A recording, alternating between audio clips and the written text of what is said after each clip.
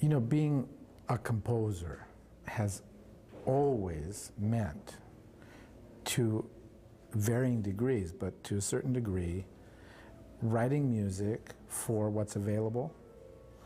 If you lived 200 or 300 years ago, most likely you would work for the church or you would work for nobility. And depending on how good you were and depending on how high on the nobility scale the person you worked for was, that's what instruments you had available. You'll find throughout history that composers tend to write for what's around them. Mahler wrote symphonies because he was a great conductor and he had an orchestra. Other people who write choral music, you'll find, tended to be around choruses. Today, the economics are different, but in some ways very similar. Composers are dependent upon being performed. If you're not performed, it's very difficult to call yourself a composer, to see any kind of real development. Orchestra concerts are very expensive. Orchestras are expensive. The budgets of any normal orchestras are in the tens of millions of dollars per year. For them to program new music is a big risk because they need their subscription audience to support the orchestra in general. Chamber music, on the other hand, is a different scale. It's a kind of endeavor where festivals such as La Jolla or mine in Santa Fe have budgets which are substantial, which take a lot of working on to make them balance out, but a tenth, a 20th of what an orchestra would be. So it's much easier for festivals to program new music because we don't have that high risk of displeasing audiences and having them be angry at you. For composers, it's also a very interesting world because for the most part, we have fantastic performers. We have great people on many different instruments, and there's an availability which with the orchestra you don't have. You know, you have a mass of people, and here you have these individuals with phenomenal talent, with great ability, who also will take the time to actually learn your piece very well. So it's like a laboratory for composers. We can try things in a chamber music setting that we would be much more afraid to try with an orchestra because you have no room for mistakes. There are 3 rehearsals, you're going to get an hour on each of them at best, and it has to be done quickly. With this kind of programming in the chamber music festivals, you really can explore your direction and explore sounds that you want to create and even forms that you haven't done before, because you have a much smaller group, a very willing performer, and because the way we program the festivals, we can cover for a new piece. You know, what I do in Santa Fe is, if I have something really challenging, I simply surround it by old, big, famous pieces that people will be very happy with. And over the years, my audience at this point, and it's been 10 years, this is my 10th, they aren't afraid. In the beginning, they were afraid. They would see a name they didn't recognize and they would panic. I gave them no escape opportunities because I wouldn't put it in the beginning or at the end of a program. I put it right in the middle, so if they want to hear the things they're really interested in, they have to listen to the new piece. After 3 or 4 years, I could feel this gradual transformation where by today, the same program will elicit more discussion and talk and interest about the new piece than anything else. They now take for granted the older pieces, and they're very curious about what is this new thing we're going to listen to. So it's really a question of, I don't like to say educating an audience because that sounds patronizing, and I don't in any way mean it to be patronizing, but it's exposing. The mission that we have as leaders of any kind of organization is to continuously expose an audience to music which is slightly beyond their parameter, so that they can expand that parameter and be open to ever newer things.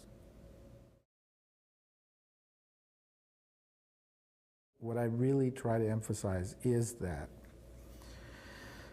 two things. One, music needs to be a living art form, and a living art form is not simply live musicians playing dead music. It has to be that this music continues to be created, that the language continues to be spoken by composers today and 10 years from now and 100 years from now. And the only way to ensure that there is that continuity is to play the newer things. If not, it really becomes curating. You know, you're deciding that as of some arbitrary year, anything written after that will not be good anymore. And so we're going to say music stopped in 1910, and we will curate the old pieces. And that's not an acceptable way to nurture an art form. The other thing which I find extremely interesting is that no other performing art has this problem. If, for example, you decided to enforce that there would be no new plays, nothing written after 1920 would ever be performed, you'd lose your entire theater audience because they demand new work. Likewise, visual arts. Unimaginable to say that the old paintings were all great, we don't need any of this, and so we'll stop around, you know, early Picasso, and that'll be the end of it. All of these ideas seem rather absurd, whereas with music, it seems more rational to say something like that. But it isn't. It's simply that music is a much more abstract connection, and people need a little bit longer. They need more time to adjust. But, you know, 30 to 50 years is a lot of time. 20 years is a reasonable amount of time. But to simply say, I only like old things, becomes really irrational and doesn't help anything. I grew up in a family of musicians. Basically, on my mother's side, it's actually 4 generations. Her grandfather was a conductor. Her father was a conductor. My mother was also a composer.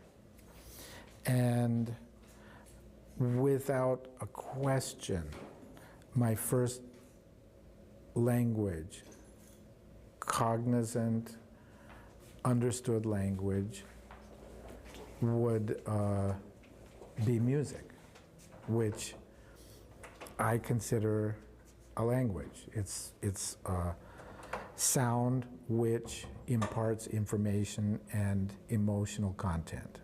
So in that sense, I spoke this language before English, certainly, because I wouldn't have been verbal for a couple of years. So I'm very accustomed to and have always expressed myself through sound and through music. when I was a teenager and I felt depressed or I had problems with the world, I would simply sit down and play for myself, make up music. I also have always performed. And early on in formal studies, when I was 17, 18, 20, I was often told, Mark, sooner or later you're going to have to stop one of these things because you can't do all of them. And I pretty much disregarded that because I didn't believe it and simply continued. In these two worlds, I've come to know dozens and dozens of very fine musicians. I met Jimmy when he was a boy. I mean, he was 18 the first time we played together. And I remember exactly the occasion because there was a Stravinsky festival that was being put on at Carnegie Hall. And my friend Pincus was programming the big hall and asked me to do some programs in the small hall at the same time. And I remember playing the Suite Italienne with Jimmy. And he was 18, I don't know how old I was. But I've known him many, many, many years. We've performed all kinds of music together, old music, certainly. And I wrote these pieces a couple of years ago. They were what you would call occasional pieces. In other words, not a huge work, but a small commission from someone in Santa Fe for their husband's 50th birthday. And the person is fond of wine, and I'm fond of wine. And a lot of the metaphors that people use to describe wine are very similar to the ones they use for music. And I simply matched them up a little bit.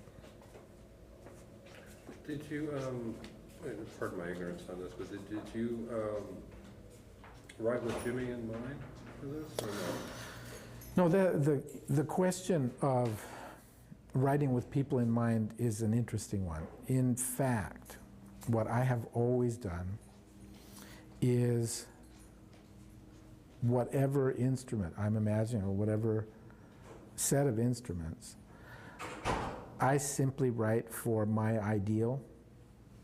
It's not any particular person. In other words, I've written a flute concerto for Jimmy Galway. I did not think about Jimmy Galway. I thought about a flute with a person playing it exactly the way I want to hear it. And I write that piece. And then whoever ends up playing it, you hope that they come as close to what you wanted as is possible.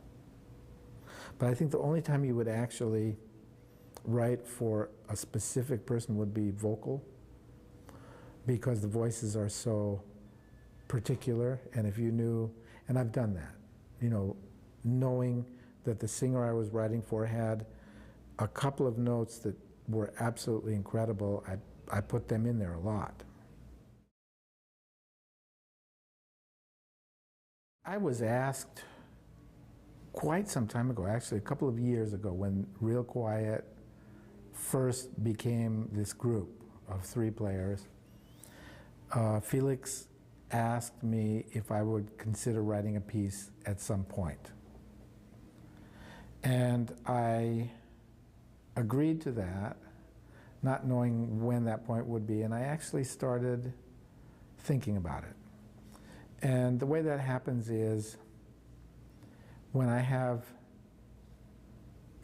time, I never have time on my hands, but when, for instance, I'm driving for an hour from the airport and I know I have time, I'll think about projects.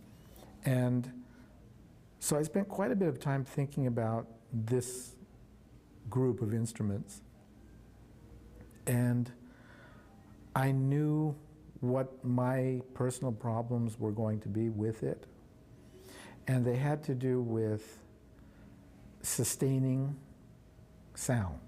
Because of the 3 instruments, the only one that really can sustain a sound is the cello. And the other 2 are both percussion instruments and have finite and struck sounds. So that sent me in a very particular direction, and that's why I chose for the percussion to be almost exclusively tuned instruments, gongs, different mallet instruments. Even the drums are tuned. They're rototoms which can be adjusted to different pitches. And these bowls, which I knew about, they're called song bowls. And they can be struck, but when they're struck, the sound really resonates for a long time. Or you can rub the rims like you would a crystal glass and then really sustain the sound. So I was very interested in those. And then when I was sure what all the instruments were, I realized that I actually wanted more players for the percussion instrument. And then I just thought, you know, I've got these other two guys, so if I make it simple enough for them, they can stand over there, play those percussion instruments, and then move to their own instruments. That in turn led to a sound in my head which was very close to Indonesian music, gamelan. And in Bali, where everyone plays, they have these huge orchestras of mallet instruments and gongs. And they have very particular rhythmic cells, little, short, but very distinctive ways of using rhythm. And I wanted to incorporate that. So what you hear in the piece, which is striking, that's not a pun, but it could be, is a kind of very small rhythmic cell which, when you initially hear it, has a lot more impact than you imagine it does. The retention of something so short and concise is quite fantastic. And so what happens in the piece is I plant little things in the listener's perception, and then I go back and use them and I build on them, and when you get to the end of the piece, the impact of hearing exactly what has been planted and nurtured along the way in a kind of full-blown exposure is quite powerful, because it's almost a question of recognition. You know, you do immediately recognize, oh, I know that. I've heard this. I know what this is. I remember it from someplace back there. And it really becomes very prominent. First of all, the vision of these three guys standing around all the gongs and the percussion instruments and all beating them, I found very ritualistic. Then this rhythmic cell, which I came up with, sounds very ritualistic because it's simple. It's a very simple thing which is repeated, and that in itself is ritualistic. Then I was thinking about concerts and people dressed in black on a stage with rows and rows of chairs facing them and performing for these seated people, and I found that very ritualistic. And then I thought about the ritual of writing a piece to be played at such a performance. And then I was thinking about all the rituals that I go through to be able to write the piece. You know, the kinds of little compulsive things that you do to get into the right frame of mind and the right space to be able to call up creative ideas. And all of it to me seemed ritualistic, and so I came up with that name. There was not a specific, if you listen to the piece 3 times on a full moon, nothing happens.